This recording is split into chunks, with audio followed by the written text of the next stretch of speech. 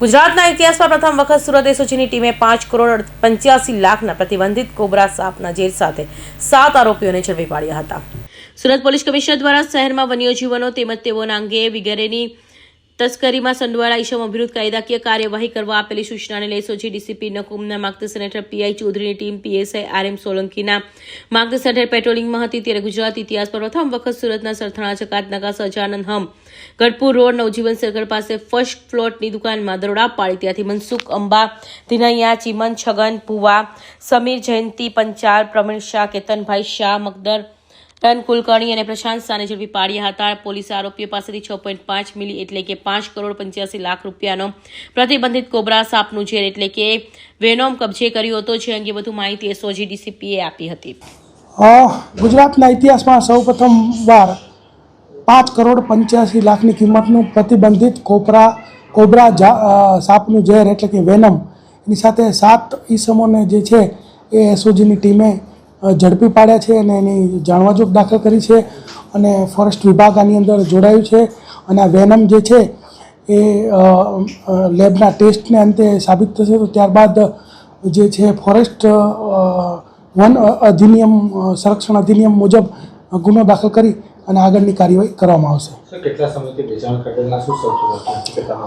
હકીકત એવી છે કે જે એક અમદાવાદનો વ્યક્તિ છે જેનું નામ છે ઘનશ્યામ સોની, આરટીઓ સર્કલ સામે અમદાવાદમાં રહે છે અને તેણે જે છે એ બરોડાના પ્રશાંત અને મકરંદ આ બંને જે વ્યક્તિ છે એને આ વેચવા માટે આપેલું અને પછી બરોડાના 4 વ્યક્તિઓ સુરતનો જે મેરેજ બ્યુરો ચલાવે છે જેનું નામ છે મનસુખભાઈ અંબાભાઈ ધિનૈયા અને એને ત્યાં આ લોકો વેચવા માટે આવેલા અને 9 કરોડમાં જે છે એ ડીલ પાકી થયેલી અને એ વેચવા માટેનો પ્રયત્ન કરતા હતા. એ દરમિયાન જ તે એસઓજીની ટીમે આ 7 આરોપીઓને આ જે 6.5 ml કોબરાનું ઝેર વેનમ છે એની સાથે ઝડપી પાડ્યા છે.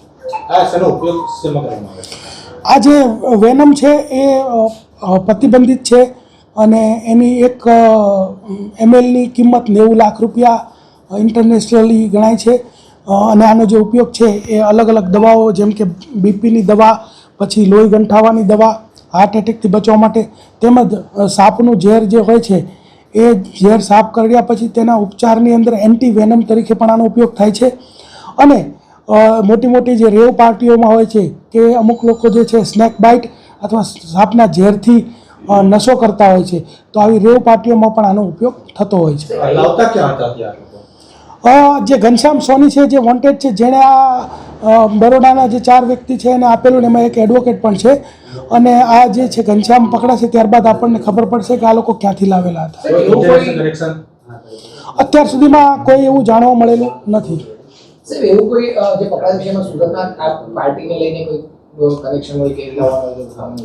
અત્યારે એવું હતું કે જે બરોડાના 4 લોકો છે અને જે સુરતના 3 આ બધા લોકો જે છે એ મળીને અલગ અલગ કમિશનથી એમને એવું હતું કે ભાઈ 9 કરોડમાં ડીલ ફાઇનલ થઈ જશે તો એ રીતે વેચવા માટે ફરતા હતા અને એ વેચાણ થાય એ પહેલાં જે એસઓજી એને ઝડપી પાડ્યા છે.